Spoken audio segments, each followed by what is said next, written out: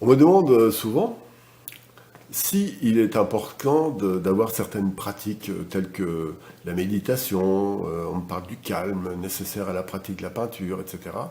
On me pose souvent cette question. Quelle attitude il faut avoir? Faut-il faire des exercices particuliers pour préparer son esprit à la pratique de l'art? Moi, j'ai pas d'avis définitif sur pareil. Je dirais simplement tout ce qui contribue à apporter du calme euh, est une bonne chose. Alors, le calme vient de quoi? Je crois que c'est un état naturel de l'esprit lorsqu'il n'est plus sollicité par l'ego et ses peurs, et ses envies d'exister, ses besoins de compétition, et les envies d'être le meilleur, de montrer au monde entier qu'il est capable d'eux, etc.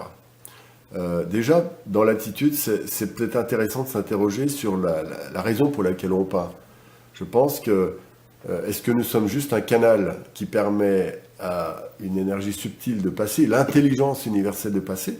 Mais dans ce cas, cette intelligence universelle qui passe par la beauté, qui passe par le foisonnement des éléments qui nous entourent, dans la nature notamment, dans la contemplation d'un visage, dans la contemplation de la lumière, etc. Eh bien, cette contemplation et cette intelligence apparente qui pourrait naître par notre œuvre et notre expérience, je pense qu'il faut toujours la dédier justement à quelque chose qui n'est pas nous. Notre ego s'empare de ce qui le valorise, mais en faisant ça, il coupe le lien justement qui lui a permis de réaliser des choses intéressantes. Un peu comme une fleur, si vous prenez une fleur magnifique, au moment où vous dites qu'est-ce qu'elle est belle, je vais la mettre dans un herbier, vous la coupez, vous la mettez dans l'herbier, elle est morte. C'est un peu pareil. Donc, revenons au calme. Le calme, c'est, comment dire, psychologiquement, nous subissons l'agression permanente du désir d'exister, etc. Donc déjà, relativiser ça, comme je viens de le dire.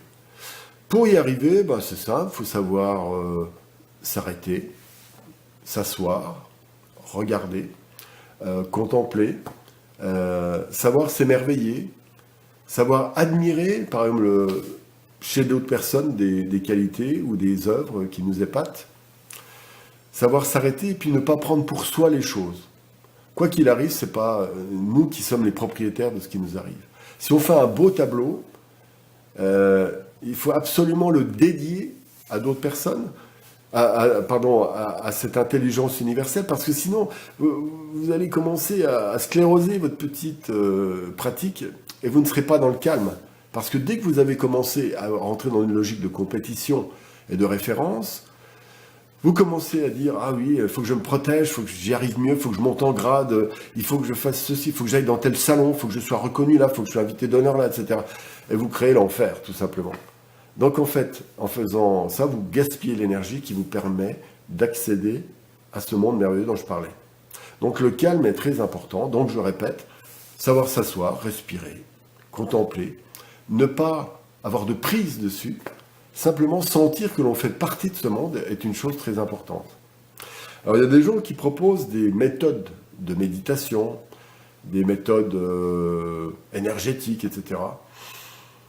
Bon, moi ça ne me dérange pas, mais personnellement, c'est pas ce qui m'intéresse. Je crois que la meilleure des méditations, c'est simplement la contemplation de ce qui est beau dans le monde, mais aussi les œuvres des autres, pourquoi pas les siennes, mais les regarder avec une espèce de reconnaissance, parce qu'on se dit, mince, le monde est beau. Donc cette attitude de reconnaissance est aussi une manière de rester calme. Parce qu'il y a ce lien, on crée un contact, on n'est pas seulement calme, mais on crée un contact avec ce tout. Et ça, c'est un point très important. De certaine manière, oui, c'est une forme de méditation, quelque part, mais méditation naturelle. Vous êtes fatigué, vous êtes lassé par quelque chose, vous asseyez, vous regardez, vous laissez les choses s'évacuer. Vous nourrissez, mais sans avoir de désir d'action, de réaliser. Vous n'êtes pas là en disant, voilà, je vais faire un tableau, je vais faire ceci, je vais faire cela, etc. Parce qu'à ce moment-là, vous n'êtes plus dans la logique réceptive. En fait, la vraie raison de ce calme, c'est que pour peindre, pour avoir une une matrice suffisante pour générer un travail artistique, il est très important d'être dans une situation de réceptivité. C'est cette attitude de réceptivité qui est la clé de toute chose. Alors, à la limite, trouvez vos propres moyens d'être en situation de réceptivité, mettez-vous dans le cadre. J'ai connu des peintres qui se sont fermés dans leur WC, il y avait donc une lumière, et plus du tout de lumière. C'est des WC, la nuit, dans des WC fermés, il n'y a plus du tout de lumière, et quelque part, ça les aidait. Il y en a d'autres, ils s'allongeaient pendant des heures. D'autres, tiens, prenons Dali, il s'endormait avec une cuillère à la main. Et quand il s'endormait, au moment de l'endormissement, il faisait tomber, sa cuillère tombait. Ça lui permettait d'avoir accès à un monde où il n'était pas actif, mais entre deux mondes, entre le monde du rêve et de la réalité. Voilà. Donc en fait, le calme intérieur n'est pas quelque chose sur lequel on doit travailler. C'est comme de l'eau. C'est le fameux exemple zen de l'eau dans un bol. S'il y a des agitations de la surface de l'eau, vous pourrez faire tout ce que vous voulez avec votre main ou n'importe quoi pour essayer de le calmer, vous n'y arriverez pas. Il faut simplement attendre. Et c'est sans doute une grande qualité du peintre, c'est de savoir attendre. J'ajouterais aussi que quand on veut peindre, on a une certaine impatience. On se dit, tiens, il faut que je peigne, il faut que je fasse des tableaux. Ça m'arrive tout le temps, encore maintenant. C'est pas ça le problème, c'est le fait que c'est vrai que ça existe, ça. Et donc, quand on a envie de peindre un tableau, et parfois on a la grâce, on est touché par la grâce, on a un tableau, il sort, il est super, tout le monde connaît ça. Eh bien, ce moment de grâce vient quand il veut. Et ce qui est difficile, ce n'est pas de le faire venir, parce qu'il va venir. Je dirais, la destinée et l'inspiration tape sans arrêt à notre porte. Mais si nous sommes justement agités parce qu'on se dit « Pourquoi ça vient pas, pourquoi ça vient pas? Il faut que je fasse mon tableau, il faut qu'il soit bien. » Si vous faites ça, eh bien, vous coupez le lien avec ce petit bruit très subtil. Il tape, mais tout doucement. Voilà, c'est un jeu très subtil, très très subtil, entre ce jeu du calme n'est pas si simple parce que on n'a pas été éduqué comme ça, on n'a pas été éduqué au calme, on a été éduqué pour faire, pas pour non faire. Vous voyez ce que je veux dire? Voilà. Donc le rapport au calme est essentiel. C'est une espèce de jeu, c'est un jeu, le jeu du calme. C'est une sorte de jeu de rôle avec vos propres émotions, etc. Et il faut laisser venir, reposer.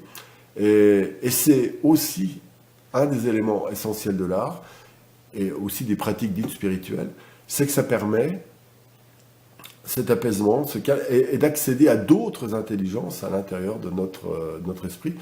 Et à ce moment-là, on perçoit des choses globales. Par exemple, un tableau est comme une toile d'araignée. Si vous coupez un fil de la toile d'araignée, eh bien, cette microscopique tension va se répartir sur l'ensemble de la toile d'araignée. Eh bien, si on est vraiment dans une logique du calme, si on est dans le calme, on ressentira cet effet. On ne saura pas dire pourquoi, il y aura un ressenti de cette légère transformation. Et c'est dans cette subtilité que se trouve l'art. Évidemment, ça ne peut pas se faire si on est donc en situation de stress ou agité par son ego ou en compétition. Voilà pour le calme. Alors restons zen.